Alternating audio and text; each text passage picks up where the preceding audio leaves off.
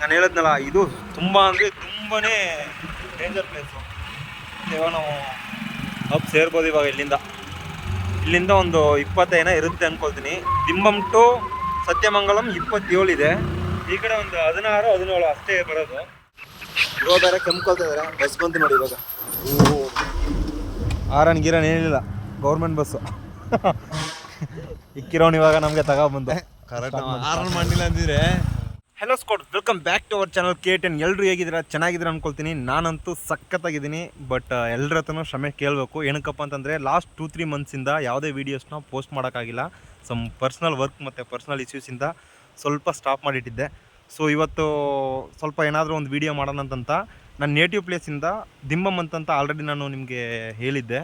So ಆ ಘಾಟ್ ಸೆಕ್ಷನ್ಗೆ ಹೋಗಿದ್ದು ಬರೋಣ ಅಂತಂತ ಫುಲ್ಲು ಥಿಕ್ ಫಾರೆಸ್ಟ್ ಒಳಗಡೆ ಟ್ರಾವೆಲ್ ಮಾಡೋಣ ಅಂತಂತ ಒಂದು ನಿರ್ಧಾರ ಮಾಡಿಕೊಂಡು ಮಿನಿ ಲಾಗ್ ಥರ ಮಾಡೋಣ ಅಂತಂತ ಪ್ಲ್ಯಾನ್ ಮಾಡಿದೆ. ಬಟ್ ಒಂದು 10-15 ಮಿನಿಟ್ಸ್ ಮಾಡೋಣ ಅಂತಂತ ಇವಾಗ ಡಿಸೈಡ್ ಮಾಡಿಕೊಂಡು ರೈಡ್ ಸ್ಟಾರ್ಟ್ ಮಾಡೋಣ ಅಂದ್ಕೊಂಡಿದ್ದೀನಿ. ಸೊ ಇವತ್ತಿನ ವೀಡಿಯೋನ ಯಾರು ಸ್ಕಿಪ್ ಮಾಡಿದೆ, ಫ್ರೆಂಡ್ಸು ಫ್ಯಾಮಿಲಿ ಅಂತ ಎಲ್ರಿಗೂ ಶೇರ್ ಮಾಡಿ ಸಪೋರ್ಟ್ ಮಾಡ್ತೀರಿ.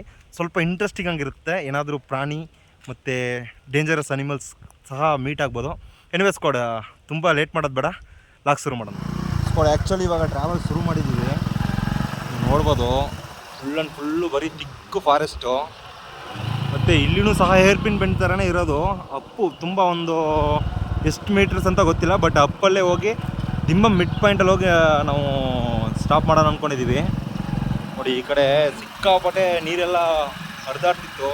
ಬಟ್ ಇವಾಗ ಮಳೆ ತುಂಬ ಕಡಿಮೆ ಇರೋದ್ರಿಂದ ಆ ಒಂದು ನೇಚರ್ ತುಂಬ ಅದ್ಭುತವಾಗಿ ಕಾಣ್ತಕ್ಕಂಥದ್ದನ್ನು ನೋಡಲಿಕ್ಕೆ ಆಗ್ತಿಲ್ಲ. ಬಟ್ ಇದ್ರೂ ಇಲ್ಲಿ ಎಚ್ಚೆತ್ತಿನ ರೀತಿಯಲ್ಲಿ ಉದುರುತ್ತೆ. ಸೊ ಹಾಗಾಗಿ ಹಚ್ಚ ಹಸಿರಿಂದ ಹಂಗೆ ಕೂಡಿದೆ ನೋಡಿ. ಬಟ್ ಇಲ್ಲಿ ಇನ್ನೊಂದು ಏನಪ್ಪ, ಟ್ರಾವೆಲ್ ಮಾಡಬೇಕಾದ್ರೆ ವಿಶೇಷತೆ ಅಂತಂದರೆ ಸಿಕ್ಕಾಪಟ್ಟೆ ಅನಿಮಲ್ಸ್ ನೋಡ್ಬೋದು ನಾವು. ಇವಾಗ ನಮಗೆ ಅದೃಷ್ಟ ಇದ್ದರೆ ಸಿಗ್ಬೋದು. ಬಟ್ ನಾನಂತೂ ಸಿಕ್ಕಾಪಟ್ಟೆ ಅನಿಮಲ್ಸ್ ನೋಡಿದ್ದೀನಿ ಇಲ್ಲಿ. ಇವಾಗ ನಾವು ಏನು ಎಂಡಿಂಗ್ ಪಾಯಿಂಟ್ ತೀರ್ಮಾನ ಮಾಡ್ಕೊಂಡಿದ್ದೀವಲ್ಲ, ಅದಕ್ಕೆ 20 ಕಿಲೋಮೀಟರ್ ಇದೆ ಇಲ್ಲಿಂದ. ಅದೇ ಸರ ಇವಾಗ ನಾವು ಟ್ರಾವೆಲ್ ಮಾಡಬೇಕಾದ್ರೆ ಒಳಗಡೆ ಒಂದು 3-4 ಊರು ಸಿಗ್ತವೆ. 2 ಊರು ಮಾತ್ರ ನಾವು ರೋಡ್ ಸೈಡಲ್ಲೇ ನೋಡ್ಬೋದು ಹೋಗ್ಬೇಕಾದ್ರೆ. ಇನ್ನೊಂದು 3 ಊರು 2-3 ಕಿಲೋಮೀಟರ್ ಒಳಗಡೆ ಹೋಗಿ ನೋಡೋ ಥರ ಇರುತ್ತೆ. ನೋಡಿ ಇರೋದ್ರಲ್ಲೇ ಡೇಂಜರ್ ಟರ್ನಿಂಗ್ ಇದು. ಸ್ವಲ್ಪ ಹಳ್ಳ ಥರ ಇರುತ್ತೆ ಇಲ್ಲಿ. ಇಲ್ಲಂತೂ ಹೆಚ್ಚೆಚ್ಚು ರೀತಿಯಲ್ಲಿ ಹೆಲಿಪ್ಯಾಂಟ್ಗಳು ಅಡ್ಡಾಡ್ತಿರ್ತವೆ. ಸೊ ಹಾಗಾಗಿ ಈ ಝೋನಲ್ಲಿ ನಾವು ಟ್ರಾವೆಲ್ ಮಾಡ್ಬೇಕಂತಂದರೆ ಸಿಕ್ಕಾಪಟ್ಟೆ ಜಾಗೃತೆಯಿಂದ ಟ್ರಾವೆಲ್ ಮಾಡಬೇಕು. ಇದು ಮ್ಯಾಕ್ಸಿಮಮ್ ಲೋಕಲ್ ಪೀಪಲ್ಸ್ ಟ್ರಾವೆಲ್ ಮಾಡ್ತಿರ್ತಾರಲ್ವಾ, ಅವ್ರಿಗೆ ಹೆಚ್ಚೆಚ್ಚಿನ ರೀತಿಯಲ್ಲಿ ಗೊತ್ತಿರುತ್ತೆ. ನೀವು ನೋಡ್ಬೋದು ಈ ಬೆಂಡಿಂಗ್ ಹೆಂಗಿರುತ್ತೆ ಅಂತಂತ. ಕಾಡು ಕೋಳಿ, ತೈಲ ಮರ ಅಂದರೆ ಕರ್ಪೂರ ಮರ ಅಂತಂತ ಕರಿತೀವಿ ನಮ್ಮ ಕಡೆ. ಎಷ್ಟು ಮರಗಳಿದ್ದಾವೆ ನೋಡಿ. ನೋಡಿ ಈ ಟರ್ನಿಂಗ್ ಹಂಗೆ ಡೀಪ್ ಕೆಳಗಡೆ ಹೋಗೋ ಥರ ಇರುತ್ತೆ. ಒನ್ಸ್ ಅಪಾನ್ ಎ ಟೈಮ್ ನಾನು ಈ ಕಡೆ ಟ್ರಾವೆಲ್ ಮಾಡೋದು ವರ್ಕ್ ಹೋಗ್ತಿದ್ದೆ. So daily up and down ಮಾಡ್ತಿದ್ದೆ ಸತ್ಯಮಂಗಲಂ ಟು ನಮ್ಮೂರಿಗೆ. ಸೊ ಇಲ್ಲಿ ಸುಮಾರು ಸಲ ನಾನು ಆನೆಯನ್ನು ನೋಡಿದ್ದೀನಿ. ಆನೆ ಮಾತ್ರ ಅಲ್ಲ, ಚಿರತೆಯನ್ನು ಕೂಡ ನೋಡಿದ್ದೀನಿ. ಬಟ್ ಆ ಟೈಮ್ ಅಂತೂ ಇವಾಗ್ಲೂ ನೆನೆಸ್ಕೊಳಕ್ಕಾಗಲ್ಲ, ಅಷ್ಟು ಖರಾಬಾಗಿತ್ತು ಅವೆಲ್ಲ. ನಾನು ಹೇಳಿದ್ನಲ್ಲ, ಇದು ತುಂಬ ಅಂದರೆ ತುಂಬಾ ಡೇಂಜರ್ ಪ್ಲೇಸು. ಇವಾಗ ನಾವು ಅಪ್ ಸೇರ್ಬೋದು. ಇವಾಗ ಇಲ್ಲಿಂದ ಒಂದು 20 ಇರುತ್ತೆ ಅಂದ್ಕೊಳ್ತೀನಿ. ದಿಂಬಂ ಟು ಸತ್ಯಮಂಗಲಂ 27 ಇದೆ. ಈ ಕಡೆ ಒಂದು 16-17 ಅಷ್ಟೇ ಬರೋದು. ಬಟ್ ಸಿಂಗಲ್ ವೇ ಅನ್ನೋದ್ರಿಂದ ಟ್ರಾವೆಲ್ ಮಾಡಬೇಕಾದ್ರೆ ಸ್ವಲ್ಪ ಕೇರ್ಫುಲ್ಲಾಗಿ ಟ್ರಾವೆಲ್ ಮಾಡಬೇಕು. ಸ್ಕೋಡ್ ಆ್ಯಕ್ಚುಲಿ ಆಲ್ಮೋಸ್ಟ್ ಇವಾಗ ಒಂದು 10 ಕಿಲೋಮೀಟರ್ಸ್ ರೀಚ್ ಆಗಿಬಿಟ್ಟಿದ್ದೀವಿ ನಾವು. ನೋಡಿ ಇನ್ನೊಂದು 10 ಕಿಲೋಮೀಟ್ರ್ ಇದೆ ಅಷ್ಟೇ. ಆ್ಯಕ್ಚುಲಿ ನಾನು ಹೇಳಿದೆ ಅಲ್ವಾ, ಈ ಬೆಟ್ಟ ಗುಡ್ಡಗಳ ನಡುವೆನೂ ಗ್ರಾಮಗಳಿವೆ ಅಂತಂತ.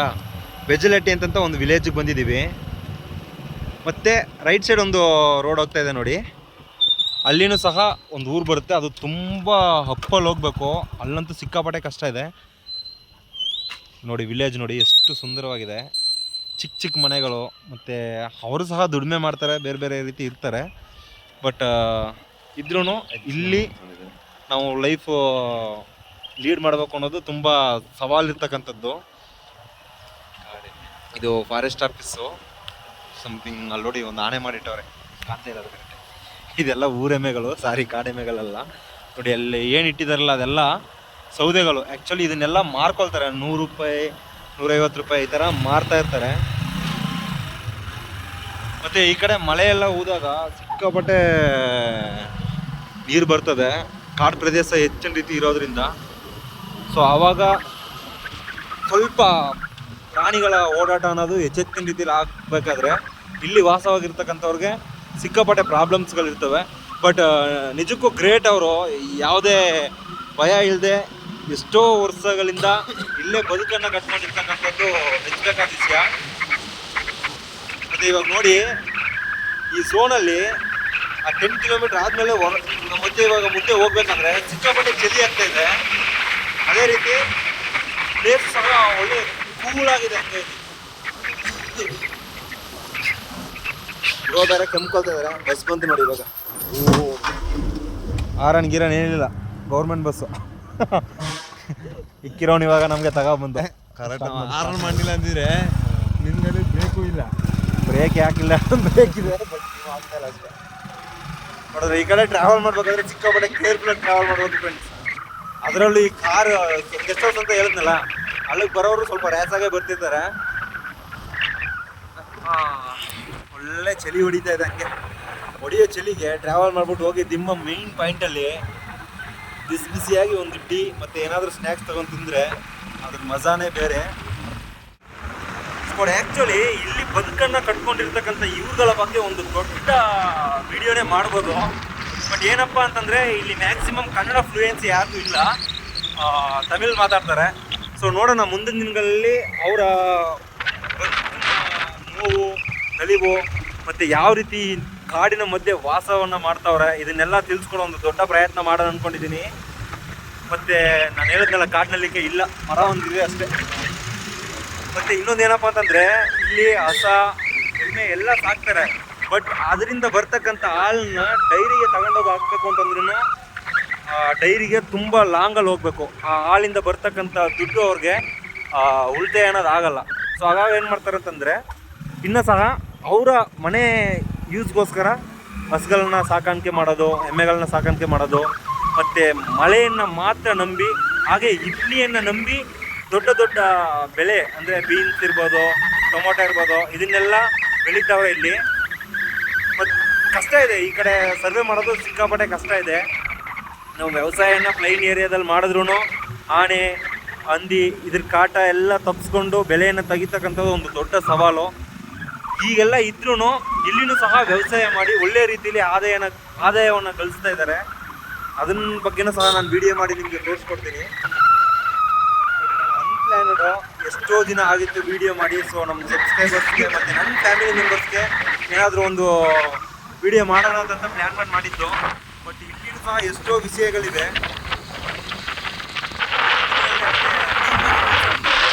ಮಾಡಬೇಕು ಖಂಡಿತ. ಫಸ್ಟು ನನ್ನ ಪರ್ಸ್ನಲಿಟಿ ಏನಿದೆಯಲ್ಲ ಅದರಿಂದ ನಾನು ಓವರ್ಕಮ್ ಆಗಿ ಸ್ವಲ್ಪ ಖುಷಿಯಾಗಿ ಅದಾದ ನಂತರ ಮತ್ತೆ ನನ್ನ ಜರ್ನಿ ಅನ್ನೋದನ್ನು ಶುರು ಮಾಡಬೇಕು ಅಂದ್ಕೊಂಡಿದ್ದೀನಿ. ಮತ್ತು ನೆಕ್ಸ್ಟ್ ಇಲ್ಲೊಂದು ವಿಲೇಜ್ ಇದು ಸಮಥಿಂಗ್ ಮಾವನತಮ್ಮ ಏನೋ ಅಂತಾರೆ, ವಿಲೇಜು ಬೆಜ್ಜಲಟ್ಟಿ. ಅದ್ರ ಒಳಗಡೆ ಹೋದರೆ ರಾಮರಾಣೆ, ಅದರಿಂದ ಕೆಳಗಡೆ ನಾವು ಜರ್ನಿ ಸ್ಟಾರ್ಟ್ ಮಾಡಿದ್ವಲ್ಲ ಅಲ್ಲಿ ರಾಮರಾಣೆ ಅಂತಂತ ಒಂದು ಬರುತ್ತೆ. ಸೊ ಇವಾಗ ಬರ್ತಕ್ಕಂಥದ್ದು ಮಾವನತಮ್ಮ ಅಂದ್ಕೊಳ್ತೀನಿ. ಮಾವನತಮ್ಮ ಆದಮೇಲೆ ಗಾಳಿ ದಿಮ್ಮಮ್ ಅಂತ ಒಂದು ವಿಲೇಜ್ ಬರುತ್ತೆ. ಆ ವಿಲೇಜ್ ಬಂದಮೇಲೆ ದಿಮ್ಮಮ್.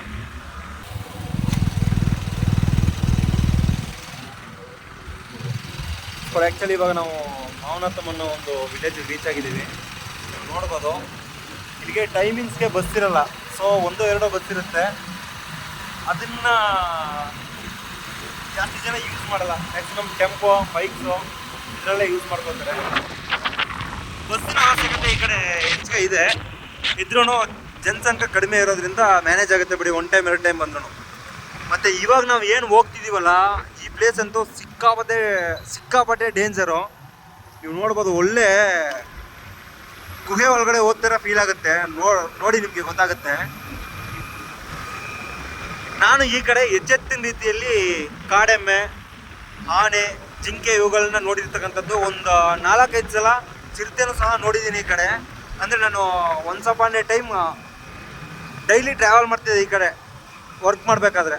ಸೊ ಆ ಟೈಮಲ್ಲಿ ನೋಡಿದ್ದೀನಿ, ಬೆಳಗಿನ ಜಾವ 7 ಗಂಟೆಗೆ ನಾನು ಬರ್ತಿದ್ದೆ ಇಲ್ಲಿಗೆ. ಸೊ ನೋಡ್ಬೋದು ನೀವು ಗ್ರೀನರಿಯಾಗಿ ಹೆಂಗಿದೆ ಅಂತಂತ. ಮಾತ್ರ ಇಲ್ಲಿ ಟ್ರಾವೆಲ್ ಮಾಡಬೇಕಾದ್ರೆ ಅದು ಮುಖ್ಯವಾಗಿ ಈ ಝೋನಲ್ಲಿ ಈ ಪಕ್ಷಿಗಳು ಮತ್ತು ಹುಳ ಹುಪ್ಟಾಗಲ್ಲ ಸೌಂಡ್ ಏನಿದೆಯಲ್ಲ ಕೇಳಲಿಕ್ಕೆ ಅಷ್ಟು ನೇಚರ್ ಆಗಿರುತ್ತೆ. ಮತ್ತು ಟ್ರಾವೆಲ್ ಮಾಡ್ಬೇಕಾದ್ರೆ ಸಿಕ್ಕಾಪಟ್ಟೆ ಭಯ. ನೀವು ನೋಡ್ಬೋದು ರೋಡ್ ಹೆಂಗಿದೆ ಅಂತ. ನೋಡಿ ಇದೆಲ್ಲ ಏನೇ ಪ್ರಾಣಿಗಳು ನಿಂತು ಬಂದ್ರೂ ಅಷ್ಟು ಬೇಗ ನಮಗೆ ಗೊತ್ತಾಗಲ್ಲ. ಭಯ ಇರುತ್ತೆ ಈ ಕಡೆ ಟ್ರಾವೆಲ್ ಮಾಡ್ಬೇಕಾದ್ರೆ. ಅದು ಫಸ್ಟ್ ಟೈಮ್ ಎಲ್ಲ ಮಾಡಬೇಕಾದ್ರೆ ಕೇರ್ಫುಲ್ಲಾಗಿ ಮಾಡಬೇಕು. ಖಂಡಿತ ಭಯ ಅನ್ನೋದು 100%ಗೆ 99% ಇದ್ದೇ ಇರುತ್ತೆ.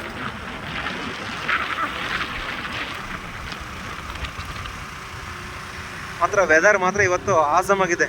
ನಮ್ಮ ನೇಟಿವಲ್ಲಿ ಸಿಕ್ಕಾಪಟ್ಟೆ ಬಿಸಿಲು ಹೊಡಿತಾ ಇದೆ. ಬಟ್ ಈ ಕಡೆ ಟ್ರಾವೆಲ್ ಮಾಡಬೇಕಾದ್ರೆ ವೆದರ್ ಒಳ್ಳೆ ಕೂಲಿಂಗ್ ಆಗಿ ಚಳಿ ಅನ್ನಿಸ್ತಾ ಇದೆ.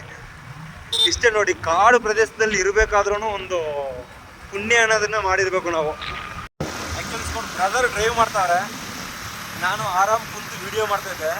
ಇಷ್ಟೊತ್ತು ನೀವು ನೋಡಿದ್ದೀರ ಅನ್ಕೊಳ್ತೀನಿ. ಆ್ಯಕ್ಚುಲಿ ನೀವು ನೋಡ್ಬೋದು, ನಾನು ಹಿಂದ್ಗಡೆ ಬರಬೇಕಾದ್ರೆ ಒಳ್ಳೆ ಗಂಗು ಅಂತ ಇದೆ. ಈ ಪ್ಲೇಸ್ಗಳು ನೋಡಿ ಹೆಂಗಿದೆ ಅಂತ. ಮತ್ತು ಇಲ್ಲಿ ಟರ್ನಿಂಗ್ಸು ಸಿಕ್ಕಾಪಟ್ಟೆ ಚಿಕ್ಕಿರೋದ್ರಿಂದ ಟ್ರಾವೆಲ್ ಮಾಡಬೇಕಾದ್ರೆ ಕೇರ್ಫುಲ್ಲಾಗಿ ಟ್ರಾವೆಲ್ ಮಾಡಬೇಕು. ಮತ್ತೆ ಕೇರ್ಫುಲ್ಲಾಗಿ ಏನು ಟ್ರಾವೆಲ್ ಮಾಡಬೇಕು ಅಂತ ಹೇಳ್ತೀನಿ ಅಂತಂದರೆ, ನೋಡಿದ್ದೀವಿ ಆಲ್ರೆಡಿ ಅನಿಮಲ್ಸ್ ಎಲ್ಲ ಸಿಕ್ಕಾಪಟ್ಟೆ ನೋಡಿದ್ದೀವಿ. ಮತ್ತು ಕೆಲವೊಬ್ಬರು ಬಿದ್ದಿರೋದು ಸಹ ಕಣ್ಣಾರೆ ನೋಡಿದ್ದೀವಿ. ಸೊ ಹಾಗಾಗಿ ಮತ್ತೆ ನನ್ನ ವೀಡಿಯೋನ ಏನಾದರೂ ನೋಡಿ ನನ್ನ ಫ್ಯಾಮಿಲಿ ಮೆಂಬರ್ಸ್ ಯಾರಾದರೂ ಈ ಕಡೆ ಟ್ರಾವೆಲ್ ಮಾಡಿದಾಗ ಅದೊಂದು ಅವೇರ್ನೆಸ್ ಇಲ್ಲಿ ಅಂತ ಅದನ್ನೇ ನಾನು ಹೇಳ್ತಾ ಇರ್ತಕ್ಕಂಥದ್ದು. ಸೆಟ್ಟಿ ಹೊಡಿತಾ ಇದ್ದಾನೆ ಮತ್ತೆ ತುಂಬ ಬ್ರೀಜ್ ಆದರೆ ಸಾಕು ಅಂತ ಹೇಳ್ತೀನಿ. ನಾನು ಟ್ರಾವೆಲ್ ಮಾಡಬೇಕಾದ್ರೆ ಎಲ್ಲ ಸೇಫ್ಟಿ ಪ್ರಿಕಾಷನ್ ಅಂತಾರೆ, ಎಲ್ಲ ಎತ್ತಿಟ್ಕೊಂಡ್ಬಿಟ್ಟೆ. ಸೊ ಎತ್ತಿಟ್ಕೊಂಡು ಇವಾಗ ಟ್ರಾವೆಲ್ ಮಾಡ್ತಾಯಿದ್ದೀನಿ. ಸಿಕ್ಕಾಪಟ್ಟೆ ಬ್ಲ್ಯಾಕ್ ಆಗಿಬಿಡ್ತೀನಿ ಅಂದ್ಕೊಂಡಿದ್ದೀನಿ. ಏನು ಮಾಡೋಕ್ಕಾಗಲ್ಲ, ಊರಲ್ಲೇ ಸುತ್ತಾಗ ಏನು ಮಾಡೋಕ್ಕಾಗಲ್ಲ. ಮುಂದೆ ನಿಮ್ಗೆಲ್ಲಿ ಕಲರ್ ಆಗ್ಬೋದು. ಸರಿ, ರನ್ನಿಂಗ್ ಎಲ್ಲ ಹೆಂಗಿದೆ ನೋಡಿ.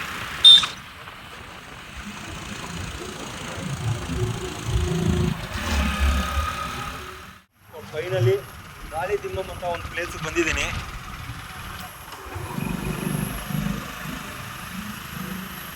ಈ ಕಡೆ ಬರಬೇಕಾದ್ರೆ ಫಸ್ಟ್ ವಿಲೇಜು. ನಾವು ಈ ಕಡೆ ಸತಿ ಕಡೆ ಹೋಗ್ಬೇಕಾದ್ರೆ ಲಾಸ್ಟ್ ವಿಲೇಜ್ ಇದು. ಇಲ್ಲಿಂದ ಒಳಗಡೆ ನಡ್ಕೊಂಡು ಹೋಗ್ಬೇಕು ಪಾಪ ಅವರು. ಅಲ್ಲಿನೂ ಸಹ ಸಿಕ್ಕಾಪಟ್ಟೆ ಸ್ಟ್ರಗಲ್ಸ್ ಇದೆ. ಸೊ ಇಲ್ಲಿಂದ ಒಂದು 2 to 3 ಕಿಲೋಮೀಟರ್ಸ್ ಹೋದರೆ ನಮ್ಮ ಎಂಡಿಂಗ್ ಪಾಯಿಂಟ್ ಬರುತ್ತೆ. ಸೊ ಎಂಡಿಂಗ್ ಪಾಯಿಂಟಲ್ಲಿ ಹೋಗಿ ಆರಾಮಾಗಿ ಕುಂತು ಬಿಸಿಯಾಗಿ ಒಂದು ಟೀ ಮತ್ತು ಒಂದು ಸ್ನ್ಯಾಕ್ಸ್ ತಗೊಂಡು ತಿನ್ಕೊಂಡು ಒಂದು 10-15 ನಿಮಿಷ ಅಲ್ಲಿ ಟೈಮ್ ಸ್ಪೆಂಡ್ ಮಾಡಿಕೊಂಡು ಮತ್ತೆ ವಾಪಸ್ ನಮ್ಮ ನೇಟಿವ್ ಕಡೆ ಹೋಗಬೇಕು. ನೇಟಿವ್ ಕಡೆ ಹೋಗ್ಬೇಕಾದ್ರೆ ನಾನು ಡ್ರೈವ್ ಮಾಡ್ತೀನಿ, ಬ್ರದರ್ ವೀಡಿಯೋ ಮಾಡ್ತಾರೆ ಅಷ್ಟೇ. ಅವ್ರದ್ದು ಒಂದು ಚಾನಲ್ ಇದೆ, ಸೊ ಅದಕ್ಕೆ ಹಾಕ್ಲಿಕ್ಕೋಸ್ಕರ ಅವರು ವೀಡಿಯೋ ಮಾಡ್ತಾರೆ ಅಷ್ಟೇ. ಇದಕ್ಕೆ ಮೇಲೆ ಏನು ಅಷ್ಟೊಂದು ಭಯ ಪಡಬೇಕಾದ ಅವಶ್ಯಕತೆ ಇರಲ್ಲ ಅಂದ್ಕೊಳ್ತೀನಿ. ಸ್ವಲ್ಪ ಪ್ಲೈನ್ ಆಗಿರುತ್ತೆ ರೋಡು. ಮತ್ತು ದಿಂಬದ ಕಡೆ ಚೆಕ್ ಪೋಸ್ಟ್ ಅಲ್ಲೊಂದು ನಾನು ಸಿಗ್ತೀನಿ ನಿಮಗೆ.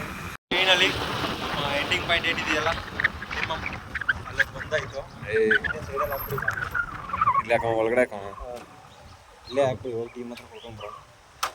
ಆ್ಯಕ್ಚುಲಿ ನೋಡಿ, ಆ ಕಡೆ ಹೋದರೆ ದಿಂಬಮ್ ಫುಲ್ಲು ಘಾಟ್ ಸೆಕ್ಷನ್ ಇರುತ್ತೆ. ಸೊ ನಾವು ಆ ಕಡೆ ಹೋಗೋಕ್ಕಾಗಲ್ಲ. ಸೊ ಇವಾಗ ಹೋಗಿ ಒಂದು ಟೀಗಿ ಮಾತ್ರ ಕೊಡ್ಕೊಂಡು ಮತ್ತೆ ರಿಟರ್ನ್ ಹೋಗ್ತಾ ಇರೋದೆ. ಆ್ಯಕ್ಚುಲಿ ಇಲ್ಲಿಗೆ ಬೇರೆ ಯಾರನ್ನು ಬಿಡಲ್ಲ, ಲೋಕಲ್ಸ್ ಪೀಪಲ್ಸ್ ಮಾತ್ರ ಬಿಡೋದು. ಎನಿವೇಸ್ ಫೈನಲಿ ದಿಂಬಮ್ ಬಂದು ರೀಚ್ ಆಗಿದ್ದೀನಿ. ನಮ್ಮ ಒಂದು ಹಳ್ಳಿಯ ವಾತಾವರಣ ಮತ್ತು ಕಾಡಿನ ನಡುವೆ ಇರ್ತಕ್ಕಂಥ ಒಂದು ರೋಡಿನ ಬಾಂಧವ್ಯನ ನಿಮಗೆ ತಿಳಿಸೋಣ ಅಂತ ದೊಡ್ಡ ಪ್ರಯತ್ನ ಮಾಡಿದ್ದೆ. ತಿಳಿಸ್ಕೊಟ್ಟಿದ್ದೀನಿ ಅಂತ ನಂಬ್ತೀನಿ. ಮತ್ತು ಹೊಸ ಲಾಗ್ ವಿಡಿಯೋದಲ್ಲಿ ಸಿಗ್ತೀನಿ. ಅಲ್ಲಿ ತನಕ ಎಲ್ಲರೂ ಸೇಫಾಗಿ ಖುಷಿಯಾಗಿರಿ. ಹೀಗೆ ಎಲ್ರಿಗೂ ಶೇರ್ ಮಾಡಿ ಸಪೋರ್ಟ್ ಮಾಡ್ತಾಯಿರಿ. ಜೈ ಕರ್ನಾಟಕ. ಮತ್ತು